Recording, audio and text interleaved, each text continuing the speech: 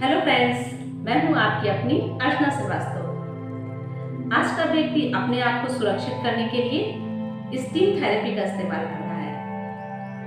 Steam लेने से हम संक्रमण से बच सकते हैं।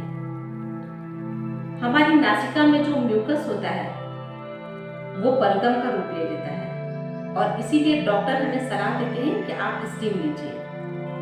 लेकिन स्टीम लेने का मतलब ये नहीं होता है कि हमारे अंदर का वायरस खत्म हो जाएगा या वो जल जाएगा, बिल्कुल नहीं। स्टीम लेने से होता क्या है कि हमारी जो सांस लेने की नली होती है वो खुल जाती है और हम प्रॉपर रूप से ऑक्सीजन को ले पाते हैं, हमें अच्छा लगता है, इसीलिए हम स्टीम को लेते हैं।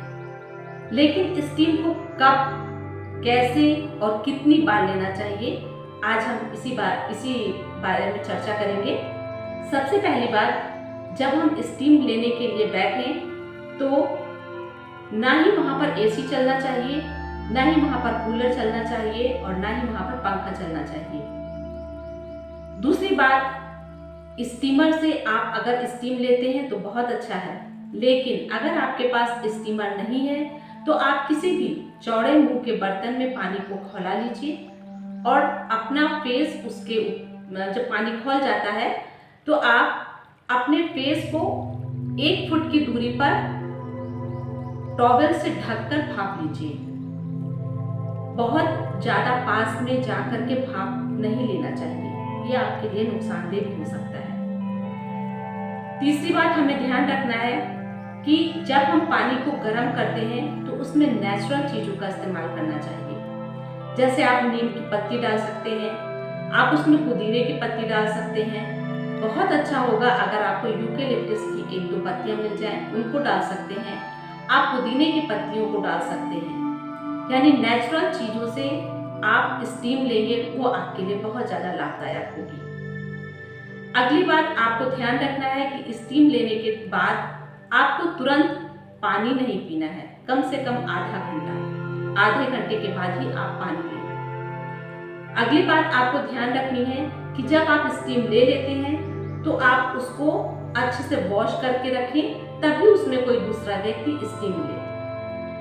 स्टीम लिए हुए पानी का दोबारा प्रयोग ना करें।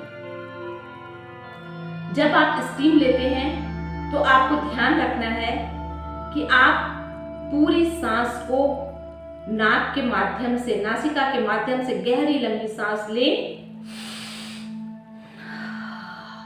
मुंह खोल करके आप सांस को बाहर छोड़ें।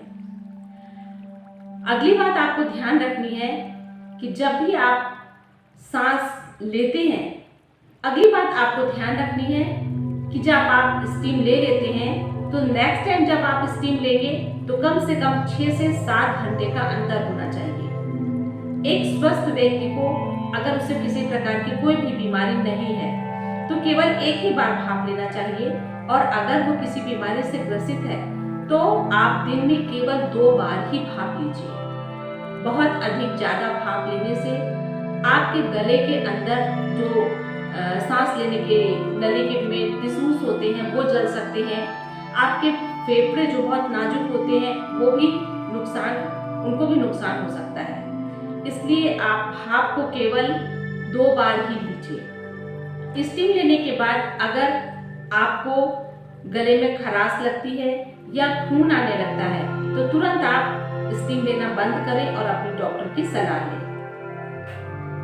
अगली बात, जो छोटे बच्चे होते हैं उन्हें स्टीम दिलाने के लिए आप अपने कमरे में बैठ जाइए और वहाँ की खिड़कियाँ, दरवाजे सब बंद कर दीजिए, पंखा बंद कर दीजिए, एसी बंद कर दीजिए और अपने बच्चे को लेकर के आप गोद में केवल रूम में बैठ जाइए, तो वहाँ की हवा में स्टीम मिल जाएगी और वो बच्चा आसानी से उस स्टीम को ग्रहण कर सकता है। बच्चे को आप पेट के बल लिटा करके स्टीम दिलाते हैं, ये बहुत ही गलत है और बहुत ही बड़ा ये खतरा बन सकता है। इसलिए इस प्रकार का प्रयोग बच्चों के साथ बिल्कुल ना करें। अगर आपको हमारा ये वीडियो पसंद आया तो लाइक करें, शेयर करें, सब्सक्राइब करें। और हाँ, आज का टिप, खाना खाने के बाद हमेशा टॉयलेट में जाकर अपना यूरिन पास आउट करें। आपको किडनी की कभी कोई प्रॉब्लम नहीं होगी। Thank you.